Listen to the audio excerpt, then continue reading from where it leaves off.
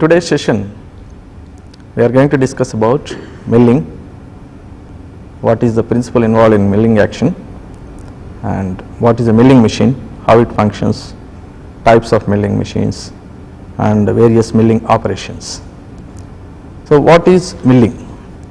Milling is an operation where a multi-point cutting tool is used. You can see here, it is a machining operation where a multi-point cutting tool called milling cutter is employed. The cutter is round and has the cutting edges on its periphery. Unlike on a lathe machine where a single point cutting tool is used, here we have so many cutting edges on its periphery, therefore it is called a multi-point cutting tool. So, it is a machining operation where a multi-point cutting tool called milling cutter is employed. So, by using a multi-point cutting tool, we can just have this milling operation. The milling machine, you can see here, the milling machine rotates the cutter and is provided with the mechanism for regulating the cutting speed and the rate of feed. The milling machine is basically provided with a cutter and the required feed, depth of cut, and also the cutting speed will be regulated on the machine. That is how a milling machine functions. Let us try to understand the working principle involved in milling. The material, the working principle says, the material is removed by rotating a multi-point cutter and feeding the work against it. So, we have to rotate the multi-point cutting tool, that is the power is given for rotation to the multi-point cutting tool and against which the feed is being given to the workpiece. That is how the milling action takes place. The second point of the principle involved is the cutter rotates at a high speed and removes metal at a very fast rate. As there are so many number of cutting edges, the material removal rate will be very high and the cutter also rotates at a very high velocity. Now, you can see this photograph. There are two photographs here. One is a horizontal milling machine, how the work is done. You can see the work on the cutter. The cutter axis is parallel to the work. Here in this figure, the cutter axis is perpendicular to the work surface. The arrows show the various movements that are being provided to the workpiece. You can see here longitudinal, transverse, vertical movements. All the three movements are being provided to the workpiece, whereas the cutter only rotates. So, the first diagram depicts the horizontal milling machine and the second diagram depicts the vertical milling machine. So, it is very simple now to understand the principle involved in milling. Now, we can go for understanding the applications of milling machine. What are the various applications of milling machine? Milling machines are used for horizontal or vertical surfaces. For machining horizontal or vertical surfaces of components, we can use the milling machine. They can also be used for producing angular surfaces. The surfaces in angular position also can be machined and slots can be given, grooves, keyways, gears and other profiles by using different forms of cutters. So, the suitable form of cutter is selected for getting the required final shape on the workpiece. This is how slots, keyways and gear making is one of the advantages in fact of the milling machine. Now, we try to understand about the types of milling machines, how many types of milling machines exist. So, there is some criteria. Based on constructional features, milling machines are classified as column and knee type milling machine. Basically, we have a column and we will be having a knee. Again, it is further subdivided into hand milling machine and plain or horizontal milling machine. A column and knee type can be subdivided into two types, hand milling machine and plain or horizontal machine. Second is the universal milling machine. Universal is the name given to the milling machine which clearly shows us, gives us an idea that all types of operations can be handled on this type of machine. Next is Omni Universal Milling Machine. This is also used in a tool room for tool room working. Then we have vertical milling machine. This is a common type of milling machine where a wide range of jobs can be employed. Then we have fixed bed type milling machine for fixing various tools. The bed will be fixed, all the movements will be given to the tool. So this is the advantage of with this kind of machine. Now we have planar type machine. Planar type of machine also is there, and next is special purpose machines. These are intended for carrying out special type of machining works which are otherwise complex to perform on an ordinary milling machine. Under this special type of milling machines, we have rotary table milling machine. So here the table will also have a rotary movement so that the work will have flexibility to be fixed in any particular position. Then we have planetary type of milling machine. This is exclusively intended for the internal operations where the tool rotates inside the workpiece, and the such rotation of the tool is something like a planet rotating around a particular object, like moon revolving around the earth. In the same fashion, the milling cutter also will be taking the form of the internal surface. That is the biggest advantage of this kind of machine. Now we have another type of special purpose machine, that is cam milling machine, where cams can be cut.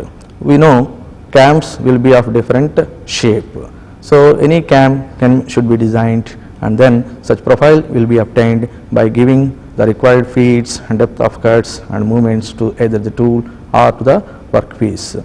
These are the applications of. Next application is the profile milling machine.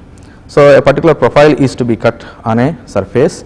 So initially a masterpiece will be obtained by having the suitable profile.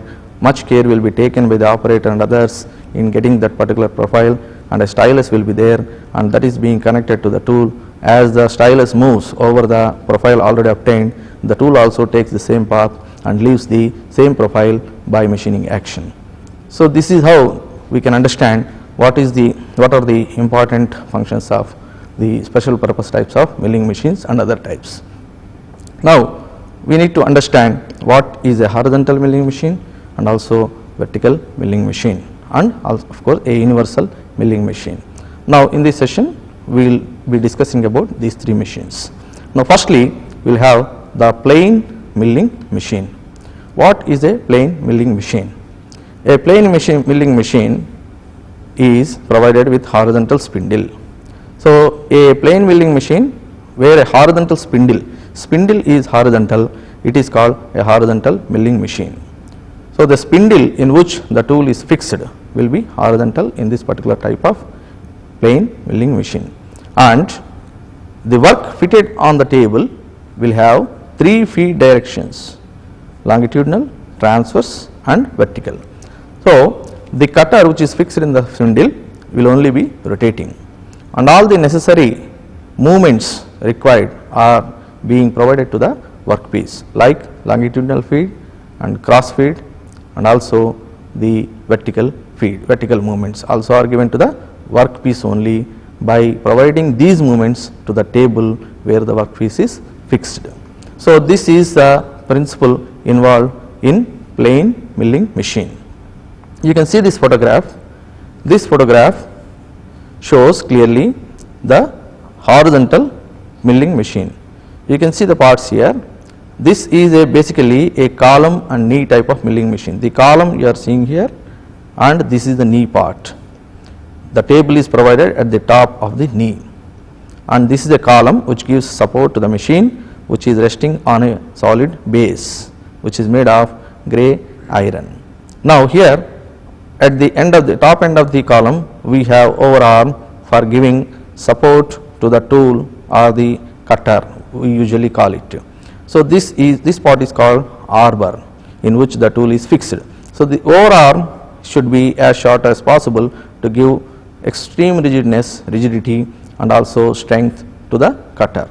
The workpiece is fixed on the table, and necessary movements like we have discussed earlier, longitudinal, cross and vertical movements are now being provided to this table. The table only can move up and down and also away and towards the operator, and also we can have a cross feed. This is the movement. These are all some of the controls where we can manually give the particular feed. So here is the clear diagram of the horizontal milling machine. Now you can see it's in fact the end view of this diagram. This is the cutter which is fixed on the arbor. We have spacing collars to decide the particular space of the cutter. Wherever we need, we can fix it. This is a column, this is overarm, this is front yoke, which is called technical name for it is front yoke, and in which it is the arbor is fixed by a lock nut mechanism. It is drawbar which is fixed in the spindle. This is actually spindle. Now the cutter is fixed. Now you can see the workpiece. Workpiece is fixed on a vise and the vise is fixed on the work table here. If needed, you can use a vise also, depending on the size of the workpiece. You can take a suitable vise. Otherwise, you can directly clamp the workpiece on the table. So the table is resting on the cross feed, the cross slide, where you can have the cross feed, and this is in fact the knee, the part which is having the workpiece. The knee totally can move up and down. These are the constructional details, some of the constructional details of a horizontal or a plane milling machine. Now we try to understand the parts. The parts of horizontal milling machine are base, column. We have seen the base, that is the base of the machine at the bottom. We have seen the column, we have seen the saddle for carrying the workpiece. We have seen the total knee part which is holding the cross slide, table as well as the vise, etc. We have also seen work table. We have seen overarm at the top of the column for holding the cutter, and we have also seen arbor support, that is yoke part of it, and the spindle, and also of course the arbor. In detail we will be studying about these parts in the later classes. Now these parts are common in any kind of milling machine. Now you can also see this kind of diagram wherein total parts are clearly seen. You can see this table. This is the table where you can fix the work. These are all various levers, hand levers for giving cross feed, required feed, longitudinal or cross or vertical movements, and you can see the column. At the top we have overarm, and this is front yoke portion. In between these two parts, the front yoke and back yoke, the arbor is fixed and the cutter is also fixed on the arbor. So this is another diagram showing us the details of a horizontal milling machine. Now we try to understand the universal milling machine. How is it different from a plane or horizontal milling machine? You can see this. It is similar to a plane milling machine. Here the table, in addition to 3 motions, can be swiveled in a horizontal plane. Already we have understood that the table is given 3 motions. One is longitudinal feed, second one is cross feed, third one is up and down feed.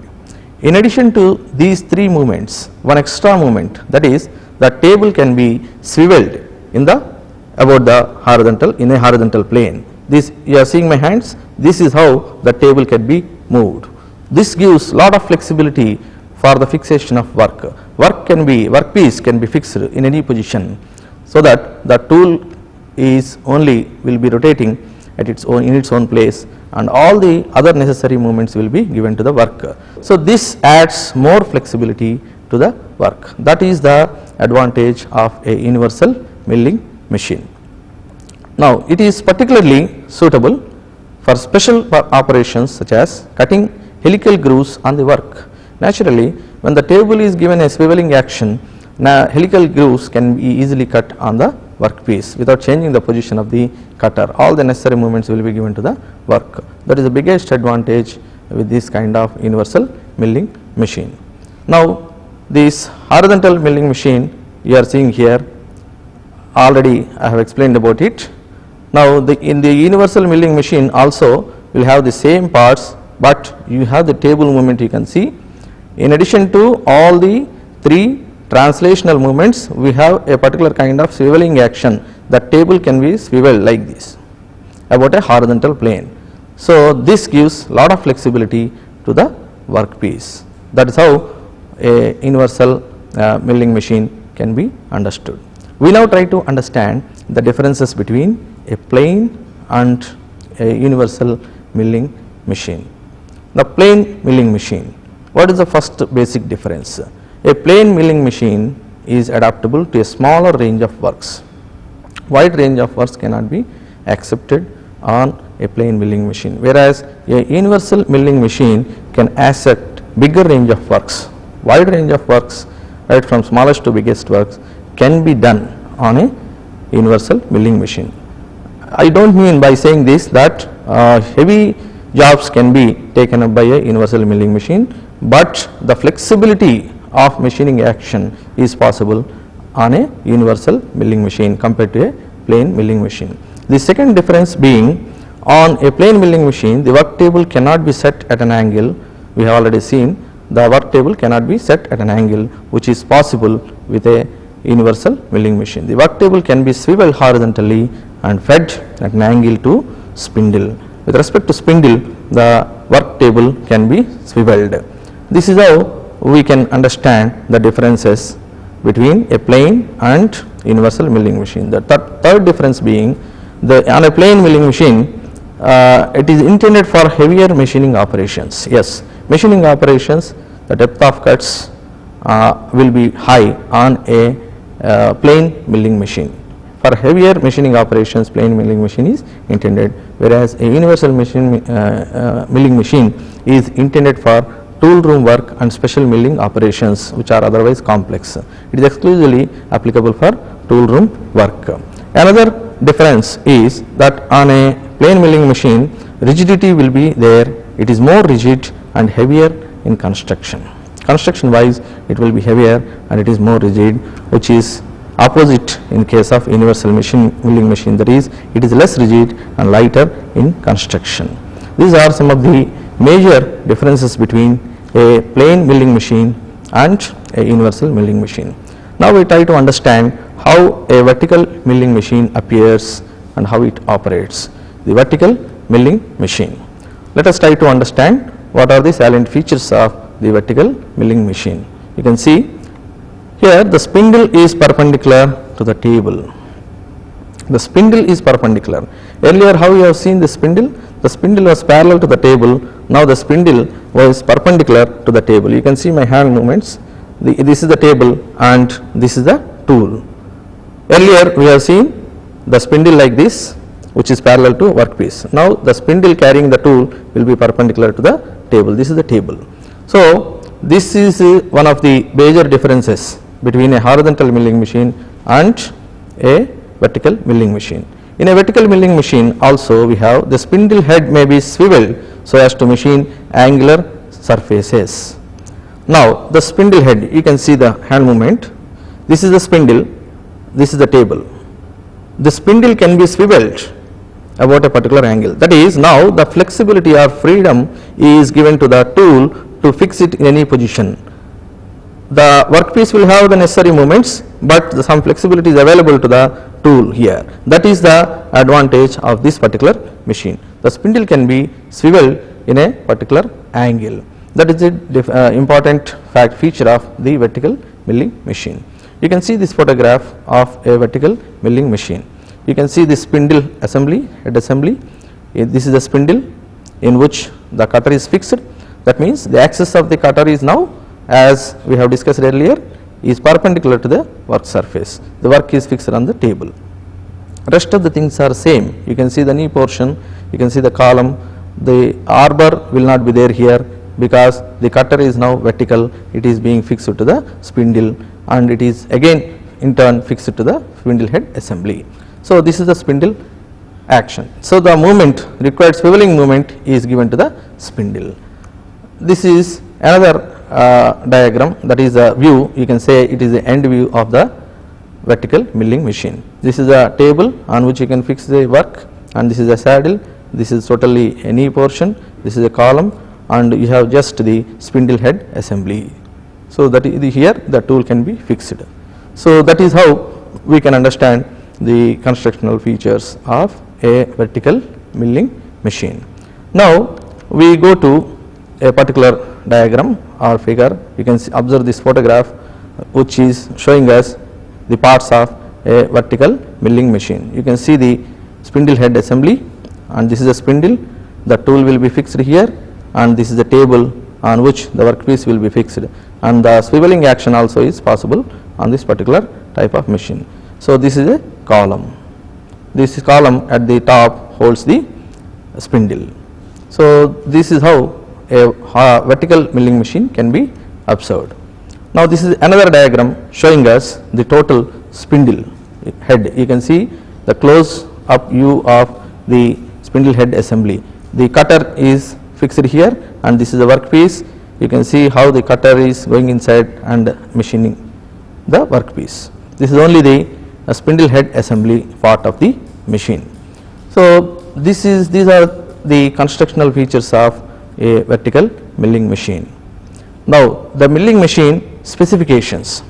How a milling machine is specified, on what factors does it depend? So the milling machine is specified mainly by two factors. It is, you can see here, a milling machine is specified by the size of working surface of the table. The table size or the surface area available on the table, that decides the work dimensions, the dimensions of the workpiece that can be clamped on the work table. This is one of the main specifications of a milling machine. The second specification being the maximum travel in longitudinal, cross and vertical direction of the table. That means how long the table can move horizontally, vertically and perpendicular to the position of the operator. These are the three movements that again form the important specification of the milling machine. Apart from these specifications, we have also other specifications, but before that let us see this diagram. This particular diagram again showing the knee part and the column part. See, one of the main specifications is the surface area of the table that is available. The more the surface area, the heavier job can also be fixed, and of course obviously the cost of the machine also will be high.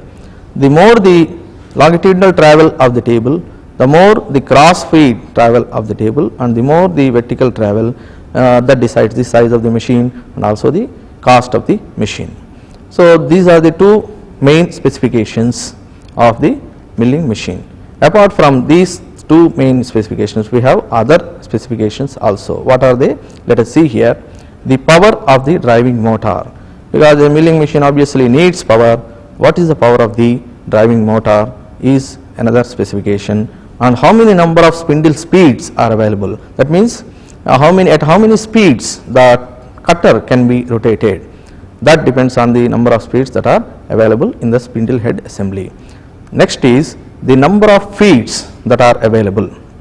How many number of feeds are available to the work. So on all machines, all types of movements may not be possible. That's why the various types of machines are in existence.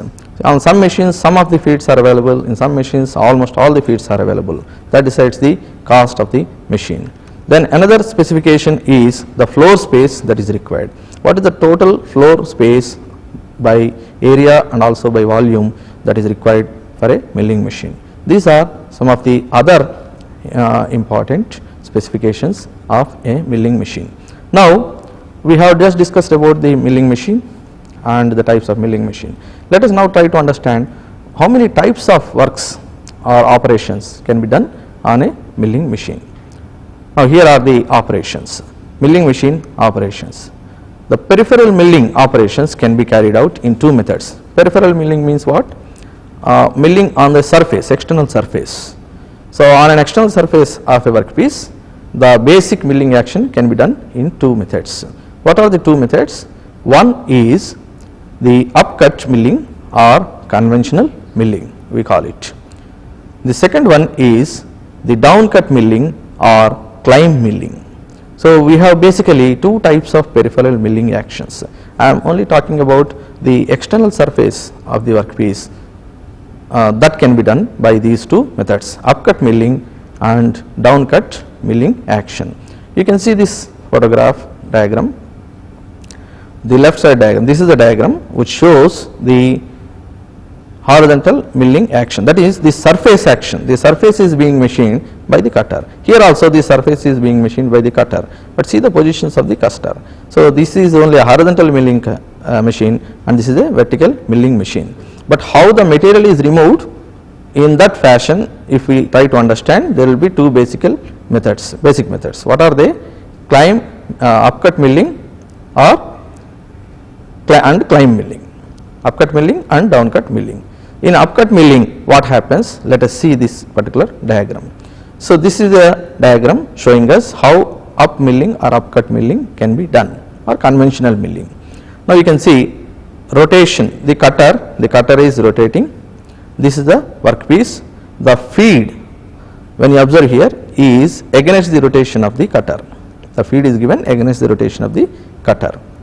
So that is the important aspect of this up milling. Now you can see the cutting tool edge. When it touches the workpiece, the chip thickness will be small. As it moves in the direction, you can just observe here, the chip thickness will be more. So initially it is of less chip thickness and finally it is more. Therefore it needs less power to go for this kind of action. And also when the cutter is rotating and putting a force in the downward direction on the workpiece, this tries to keep the workpiece on the work table. Therefore there will not be much vibrations on the workpiece. That is another advantage of this upcut milling. So this needs light power, that means the power required will not be much. So this is how we can understand the upcut milling. The second one is the downcut or climb milling. You can see the photograph here. This is a diagram showing us downcut milling. This is a cutter and this feed. Feed is given in the same direction as the rotation of the cutter, which was opposite in the earlier case. Now the cutter is cutting the material. You can see the first part of the cutter touching the work surface. So it is touching the work surface where the thickness of the chip that is removed will be more. And when it comes to the end of the chip removal, see the thickness of the chip. Because it is removing more material at its beginning part, it needs higher power compared to the up milling. So down milling needs more power for cutting action. Now here in the down milling, the cutter extends force in the downward direction onto the workpiece. Hence the workpiece is fixed on the table, unlike in the up milling. In the up milling, what is happening? The cutter is rotating and the feed is given in the opposite direction to it. This tends to lift the workpiece from the table. So in upcut milling, the workpiece tends to be lifted by the cutting action. That problem will be there.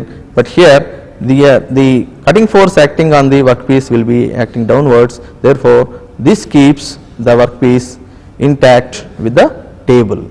That is the advantage of the down milling cutter. That's why it is called down milling or conventional milling. Now you can see the rotation action and also this is the feed. So this is how we can understand the basic difference between two milling actions, that is upcut milling and downcut milling. Now let us try to understand the most common operations that can be performed on a milling machine. So the most common operations that can be performed on a milling machine are plain or slab milling, 2 face milling, 3 straddle milling, 4 gang milling, 5 angular milling, 6 form milling. So these are some of the milling actions. In continuation also we can have some of the other milling actions like profile milling. The suitable profile is to be obtained on the workpiece. Now end milling, that can be done by a end milling cutter, and we have a saw milling which is similar to the action of a hacksaw on a workpiece. Also we have keyway milling and slotting on a particular area and the preparation of a keyway. The most important aspect of the milling machine is gear milling, gear cutting. So the gears will be cut on a milling machine at a faster rate and with an accuracy. And also we can cut different types of flutes on the workpiece or on a tool on a milling machine. We have cam milling action also. So these are some of the machining operations that are possible on a milling machine. You can just see here the first type of milling action, that is plain or slab milling. You can see this diagram. Here this is the work, feed is given against the workpiece rotation and the milled surface is this one, this is to be milled. This is how the cutter rotates over the surface of the workpiece. Now you can see the total milling cutter width is more than the width of the workpiece. The width of the workpiece is less than the width of the milling cutter here. Sometimes the milling cutter width will be less than the width of the workpiece also. In both cases it is called slab milling. Now you can see the arbor to which the slab mill is fixed and it is rotating. The required depth of cut, feeds and other movements will be given to the workpiece. Here of course longitudinal feed is not required as the width of the workpiece is less than that of the cutter width. So this is how we can just try to understand what is a plain or plain milling. Now secondly we have a face milling. So face milling cutter, here you can see the face milling cutter position. It has cutting edges. You can see in this diagram it has a cutting edges. These are also used for removing material and these are the side cutting edges. This has cutting edges on the face and also on the sides. This is how machining action can be done by using this particular type of arbor cutter. This is to be fixed on a arbor. This is a face milling cutter. Now how this face milling can be done, we can see in this particular diagram. This is work, feed is given and the cutter rotation. Of course this clearly shows us that it is a vertical type of milling machine. It is being fixed to the spindle. This is the cutter. You can see the side cutting edges which surface which mill this particular surface. That is what is called face milling cutter. This is how we can understand how a face milling can be done. You can see this diagram. In this diagram this is the workpiece, the face milling cutter fixed to the spindle and it removes the material. So it reduces the thickness also. This diagram also shows how a face milling can be done. Now the various other diagrams showing us in different situations for face milling are, you can see this particular diagram. This is the workpiece, this is the milling cutter. Now what type of milling machine is this one? This is a horizontal type of milling machine. Now you can see this cutter and it is removing material in this fashion. Face mill directly mounted in spindle nose. This is directly mounted on the spindle nose. So it is to produce a perpendicular surface. This surface is to be perpendicular with respect to a standard surface. That is how it is being milled. Now this is one of the examples of this face milling. Now you can see this photograph. Here also you can see this cutter and this is machining some surface of the workpiece. You can see where it is fixed, that is in the spindle directly the face milling cutter is fixed and it is taking up the machining action. So this is another example in this diagram where the width of the workpiece is more than the diameter of the cutter. Earlier we have seen the width of the cutter is more than the width of the workpiece. Now this is a different situation where the width of the workpiece is more than the diameter of the cutter. Then we have to go for number of passes. After taking one pass, again next pass, next pass. The required feed is given to the workpiece. The cutter will be just rotating. This is how various face milling actions can be understood. Now the next type of milling action is straddle milling. You can see the straddle milling here. This is intended for cutting simultaneously two or more surfaces. You can see this diagram. This is one cutter, this is another cutter. Both cutters are fixed on the arbor. Spacing collars will decide, they will be fixed here for fixing the cutters in their respective position. These two are these two surfaces are being machined. Now you can see this diagram also. The machine, here machining is done, there also simultaneously machining is done. So that's how the machining action will be done at a very rapid rate. In fact, that is the advantage of a milling machine. Out of all conventional milling machines, we have accuracy and speed that is obtained on a milling machine. Now you can see this diagram. In this diagram clearly shows the photograph. This is actually the photograph. You can see this is a cutter, face milling, this is another cutter.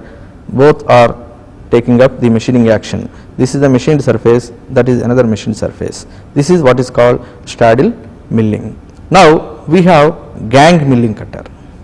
What is gang milling? In gang milling, different cutters are used for taking up the machining action on different surfaces simultaneously.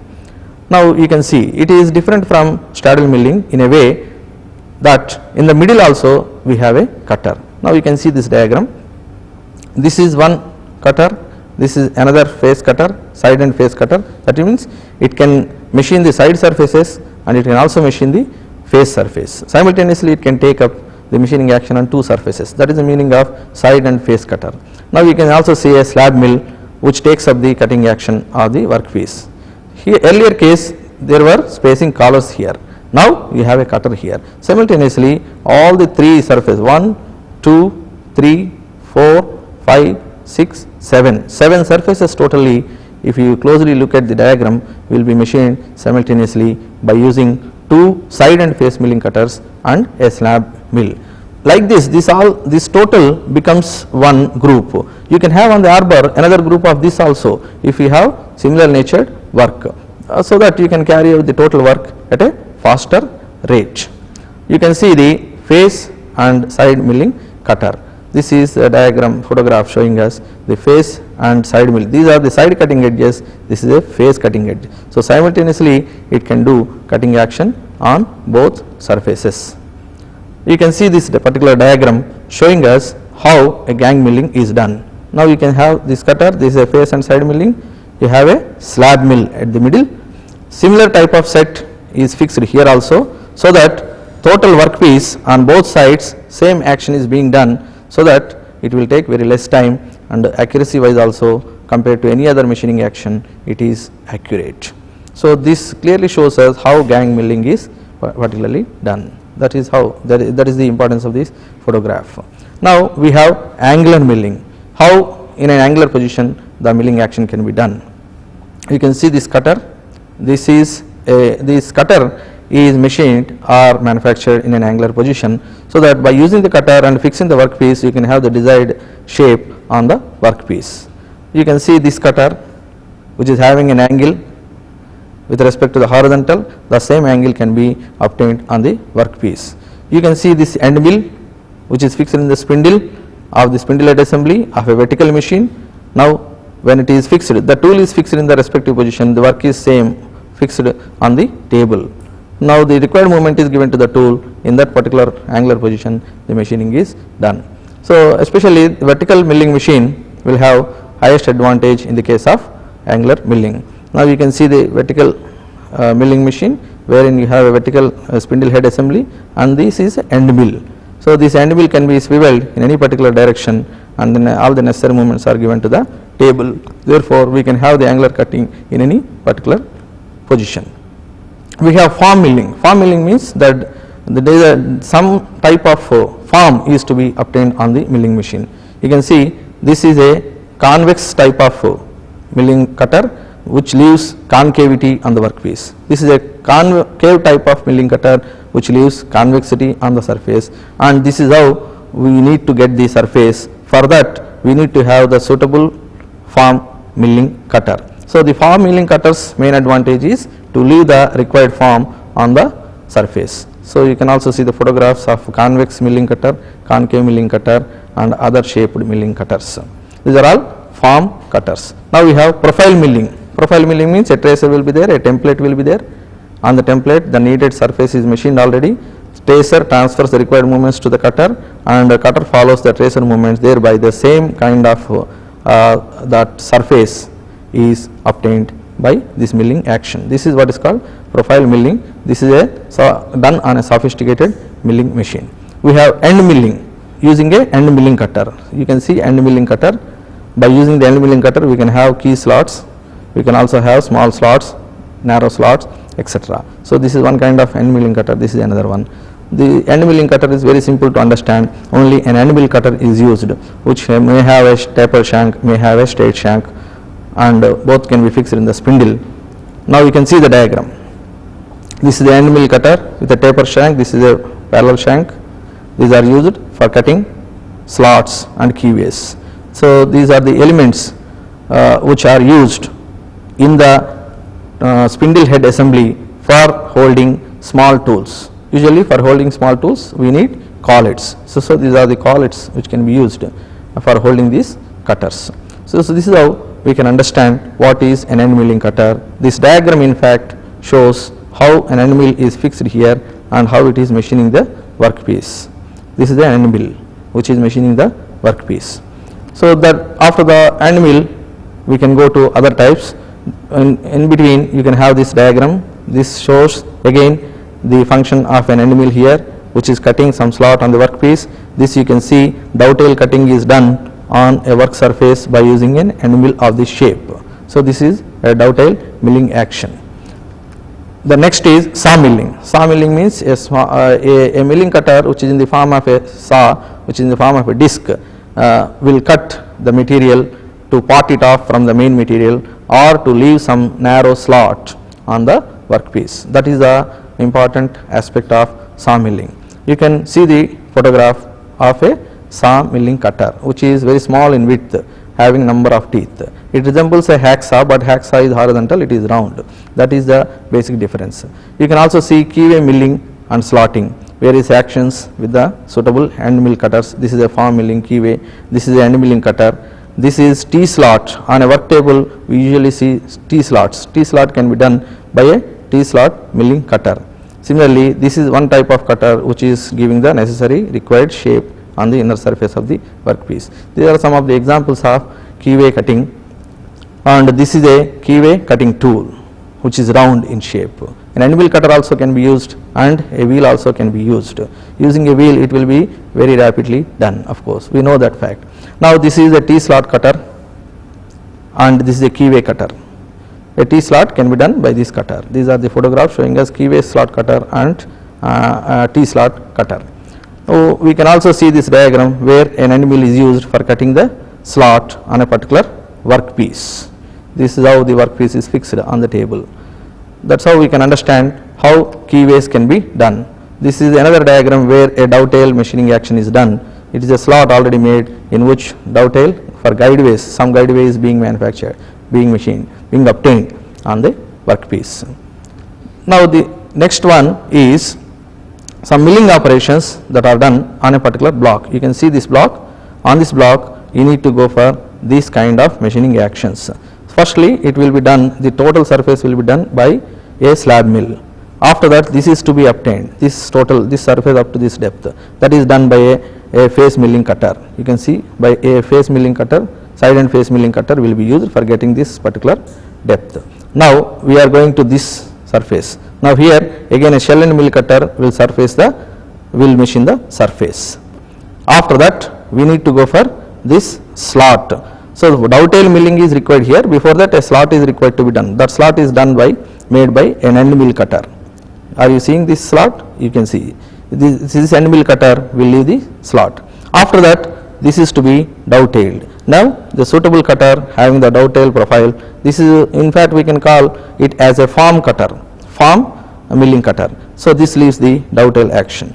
So this is how using various cutters we can have the milling actions on a milling machine. Now a sliding V, you can see this is a V on which you have to go for the slot, and also this is to be surfaced in a square manner, machined in a square manner. You can see the end view, a slot is there and some portion of the periphery is removed and made. Now you can see the face end milling cutter and also the slot mill which leaves the slot on it, and how the workpiece is fixed. You can see these are all various work holding devices which we can understand in future classes, and this is a face and end mill, and by using an end mill on the periphery the material is removed to a certain extent, and this is a square in shape. That's why the symbol you can understand here. That's how a sliding V also can be done. Similarly, this is another example where the required particular shape and a knot will be obtained by using different cutters. First, basically it is to be milled by a slab milling cutter. Then for getting the required shape, we need to go for a face and side milling cutter. Then we can go for again a slide milling cutter to give this particular slot on the periphery. You can see the slot, and then by using an end milling cutter, and then this V is obtained by fixing the workpiece in this fashion and by using the end milling cutter. You can see end milling cutter's position is not changed, but the workpiece position is changed in order to get the required V. This is all the V surface that we can obtain. So after that we can see this V, and again a slot is there. That small slot or narrow slot is obtained by using a saw milling cutter, which we have already seen. So any work can be done on the workpiece using various types of milling machines and milling cutters. Now the cutting speed, feed and depth of cut. So what is the cutting speed? The cutting speed is of a milling machine cutter is the linear speed at which the teeth are moving relative to workpiece. Relative to the workpiece, how many teeth are moving? That is what is called cutting speed. So the distance travelled by the cutter over the workpiece, that is called cutting speed. Cutting speed is given by a formula which is Vc is pi dn by 1000 into 60, which are in the denominator, meters per second. What is this d? This d is the diameter of the cutter in mm, and this n is the cutter speed in rpm. We are giving the rotational speeds to the cutter. So this is the cutting speed formula. Now next is feed. The feed is, it is the rate at which the workpiece advances past the rotating cutter. The rotating cutter is rotating, the rate at which the workpiece advances under the, suppose if the cutter is rotating like this, how the workpiece advances, that is called feed. And next, feed can also be described as the distance at which the work advances per minute is called feed per minute. The distance at which the work advances per minute is called feed per minute.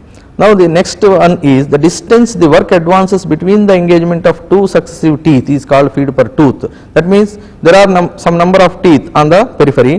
The distance between two teeth, the time lag between one tooth and the other tooth is what is called the feed per tooth, that is described as FZ. Also the distance the workpiece advances during one revolution of the cutter is called feed per revolution. That means you can see my hand movements. In one revolution totally of the cutter, how much is the distance travelled by the workpiece? So how we can describe that feed? That is nothing but the feed per minute or per revolution of the workpiece. So the feed per revolution is FREV. This is how we can understand different types of feeds. Now the depth of cut, hence the feed per cutter revolution is given as F revolution. That means for one revolution how much is the feed given to the work is decided by FZ, that is the feed per tooth into the number of teeth, that is in fact Fm by n, feed in per minute divided by the rpm, the number of revolutions the cutter makes. This is how we can give the mathematical formula for the cuttings, for the feed, where Z is the number of teeth on cutter. Here Z is number of teeth on cutter and n is cutter speed in rpm. So Fm is feed per minute. So hence feed per minute divided by rpm gives feed per revolution. Lastly, we have the depth of cut. The depth of cut is thickness of the material removed in one pass of the work under the cutter. So that removal of material under one pass, that means after one pass some material is removed. So how much thickness is removed, that is what is called depth of cut. That is to be set to the workpiece. The workpiece is to be set because the necessary movement most commonly is given to the workpiece. This is how in today's class we have understood the facts like what is milling, what is the principle involved in milling, how many types of milling machines are there, how many types of operations can be done on a milling machine, and what is meant by cutting speed, feed and depth of cut, etc.